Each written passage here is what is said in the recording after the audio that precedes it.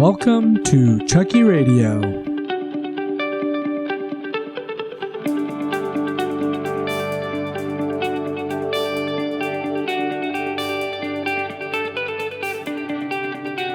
That music was by Joseph McDade, josephmcdade.com. So I had to make a little bit of a change for this episode. Unfortunately, my friend wasn't available to help me tell the Cannes yacht party story. So I'm going to save that for a later day. But this time I'm going to tell the story about how I got involved with the documentary I'm currently producing. So the question is, if you found out your friend had purchased a piece of art online and are now being told it could be worth over $1 million, would you want to get involved in that documentary? This, my friends, is the story of how I got involved in Picasso's Christ. So this story begins, as a lot of my stories, is I kind of stumbled into this project. And my background, some of you know, but some of you don't know, is I actually was involved in producing independent films. Back in the early 2000s, I produced a film that we sold to HBO, and then later on I was involved in producing a film that we sold to Lionsgate. I got out of the film business, but what was interesting is I've always kept in touch, and I made some great relationships in the film business. So I get this notice about this documentary film, I get GoFundMe, and it's called Wonder Women. And so I check it out. It looks interesting. It's about superheroines, and I ended up putting $100 into it. And so, it was for a good cause. It was, they interviewed Linda Carter, the original Wonder Woman, and kind of go into this whole theme. I get this other notice, and it's a buddy of mine, Gabriel Horn, and he's raising money for a documentary he's doing. So I don't even bother to look at the documentary. I just said, you know what? Another cool documentary. I'm sure it's a good cause. So I throw $100 into it. I'm going to get a thank you on the film, just like I did with Wonder Women, which actually ended up premiering at South by Southwest, which is cool. And I go about my day. Well, about a week later, I take a look.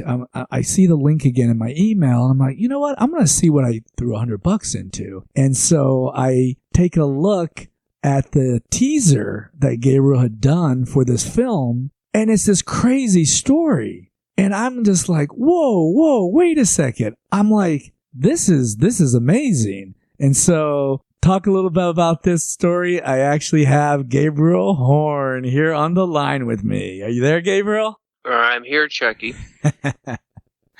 So this teaser I see online, you guys had put this together for the GoFundMe to try to attract a few investors, right? Or actually some donations. I'd been shooting footage off and on with anybody that knew or understood art, art history, and understood Picasso, and was familiar and could point me in the right direction to authenticate this piece of artwork.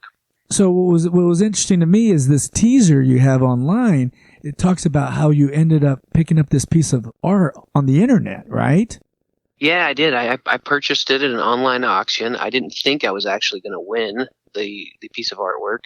It did cost a bit of money, and I submitted a high bid and went to bed, and I woke up the next morning. I had actually won. This thing is a sketch, right? A charcoal sketch of Jesus Christ. Correct. And the thing is signed by Picasso. Signed by Picasso. And so you got to be thinking to yourself, like, shit, how the hell did I buy a Picasso? I mean, come on, we're talking Picasso, right?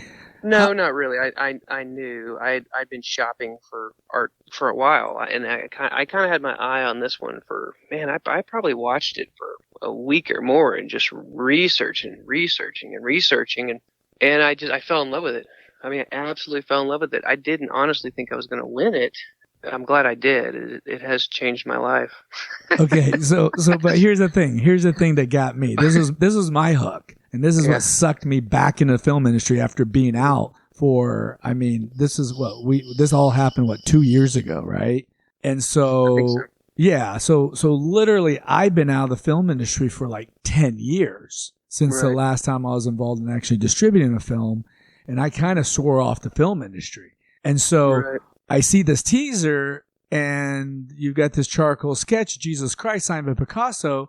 And all of a sudden, I'm realizing you're showing like these clips about how Picassos are selling for like tens of millions, if not hundreds of millions of dollars, right? Right, exactly. And so all of a sudden, it's like, whoa, wait a second. So I call you up, and I'm like, dude, like, what's the deal? Is this thing like real? Is it worth something? And so you're like being told this thing could be worth like $1 million, right? Right, and that was the gamble. That was the gamble, is that I knew when I bought it that I would still have to potentially work through an authentication process. Right. And so I knew from day one that I wanted to create a documentary about what it takes, because I couldn't find anything. I couldn't find anything online. There weren't documentaries. I mean, maybe Who the Blank is Jackson Pollock is probably the closest. In fact, that would be the closest. That was the closest. When I watched that documentary, that was basically the only reference. That was Jackson Pollock, but it gives a hard look into what she went through to authenticate. Right. Try to authenticate that Jackson Pollock. The point is that being an artist myself and a filmmaker, I knew that this was the perfect subject for a documentary. This piece of art, how could a drawing from 1906 be virtually undiscovered so many years later? That had my attention, as well as the monetary value that it could be worth. And I've had people tell me that, it's priceless. It could be priceless, now, quote unquote, priceless. If it's a real Picasso, it could, quote unquote, be priceless, right, because it's a sketch of Jesus Christ, which has the religious value to it, but also how old it is, and where Picasso was in his life and what he was going through, what this drawing could have meant in the moment. Right. That had impact on me. And the fact that you traced it to an El Greco, which we know El Greco was a big influence of Picasso. And for those who don't know, because I didn't know any of this stuff, I got into this thing. I'm a business finance major out of college, right? And I get involved in this thing. I know nothing about art. And now I'm like speaking lingo about art and shit that I like never freaking had in my vocabulary before. So, no, I can relate. I thought I knew about art 11 years ago, and now oh my gosh, you know so much more. Everybody should learn about art by trying to authenticate a piece of art, because you get to experience every facet, the good and the bad of the art world. Right. So El Greco was this famous artist back in the 1500s who did a lot of religious pieces, right? That's all he did, because right, back then, you the only people paying for art, you were being commissioned by the church, or right, the wealthiest of people. And so he was a well-known famous artist, which of course I didn't even know who the heck El Greco was. It means the Greek, and then he went to Spain and declared that he walked into Spain with his arms in the air and his canvas and a brush, saying that he was greater than all of the greats before him. Titian, Michelangelo, Raphael. Dude, these characters in the art world and art history are actually pretty amazing. I mean, like I slept through art class or an art history class in college, right? And all of a sudden I'm like learning about all this stuff as we're doing this documentary. I'm like, holy cow, there's some interesting characters in this freaking. That's what was so amazing. World. It doesn't take long to research Picasso, his attribution to El Greco. Picasso and El Greco shared the same amount of, I think, creative genius, but also kind of a bit of narcissism.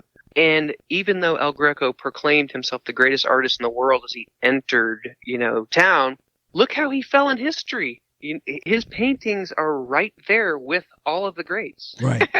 Well, and I guess Picasso did the same thing. Right. And I guess my point is you obviously discovered just by looking at the sketch. And I mean, who was it that actually identified the fact that this sketch was from an El Greco? That was our co-producer, Tom Huckabee. Oh, so he's the one who researched, and he's the one that realized. No, he didn't even research. Tom is just that educated in the arts, and because I thought for I don't know, maybe a year or something, that it was this peaceful drawing of Christ knocking on a door, right? And I'm not kidding you. Within 5 seconds of Tom Huckabee holding it in his hands, he said, "You need to Google El Greco Christ driving the traders from the temple, and I was like, what? And I did, and boom, there it is. That was the study there. I love it when you do Tom Huckabee impersonations because it's like so dead on. and I love Tom, man. What a great guy, you know. I mean, he's a Fort Worth boy. I grew up in Arlington. You know, he's been like an amazing filmmaker in the years. He grew up with, you know, Bill Paxton, God rest his soul. And it's been neat to work with you on this documentary and then, you know, getting to spend more time with guys like Tom and being involved. So back to this beginning of us kind of coming together and me seeing this. What I just hope for from the beginning is that we get the truth and discover an incredible story. And if the art is real, well, then there's substantial value there. And I've been able to unearth a really incredible story. If the art is not real, well, then I've been able to unearth an incredible story. Exactly. And that's why I have stayed on this investigation for 11 years. Wow. And so part of my getting involved, and once, you know, we kind of created this LLC to bring investors and start really getting some funding to be able to do some things right. And what I'm finding as we're going down this path is, you know, and I've said this to several people, is like, man, the things that we're uncovering, the things we're discovering, it's like you couldn't make this stuff up. I mean, no, it's pretty incredible.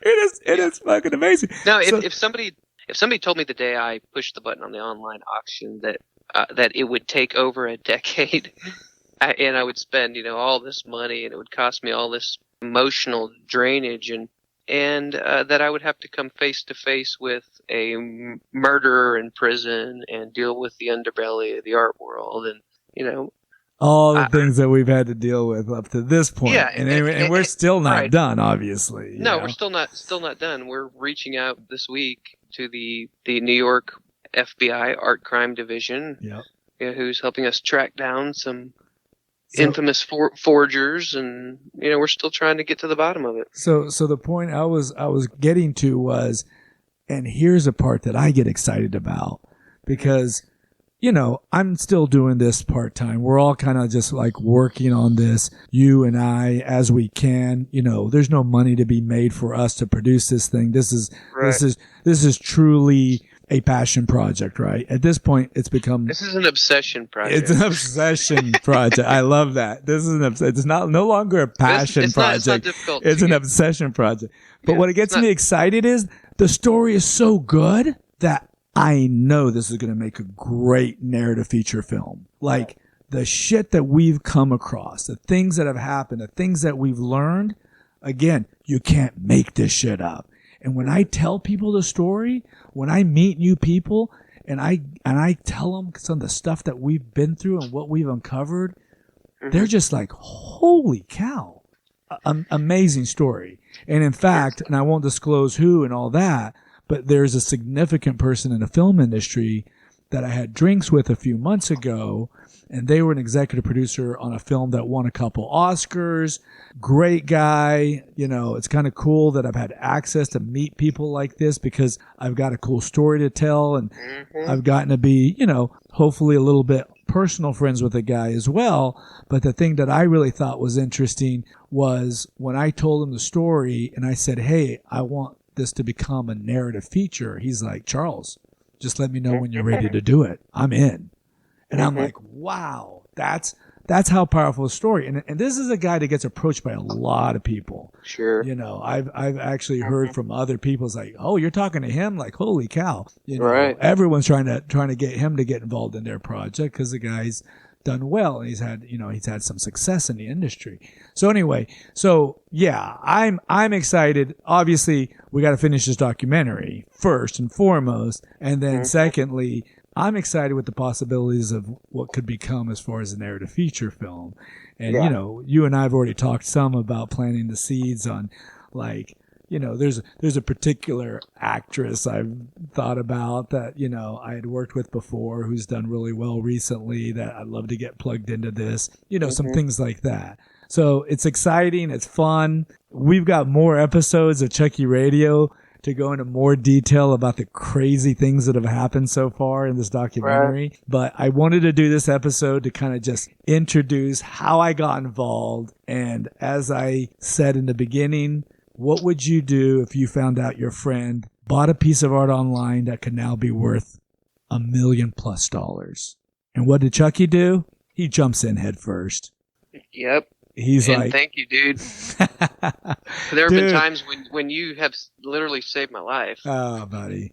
Dude, I mean, you know I let this, and I can't wait for your audience to see this incredible documentary because, man, Charles, it really shows what, man, you have to have patience and endurance and a lot of resources and a lot of help from friends to be able to properly authenticate, what could be a masterwork.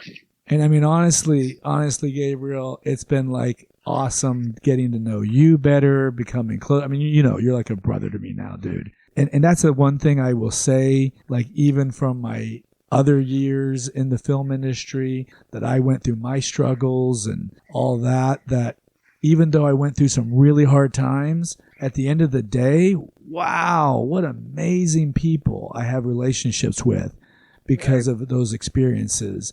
And, you can't put a price tag on that. I mean, you've met some of the people, like Kayvon, for example. I mean, amazing guy who I call a friend and a brother. And it's all because of, I would have never met a guy like this. I would have never created these kind of relationships if I hadn't been involved in distributing his film.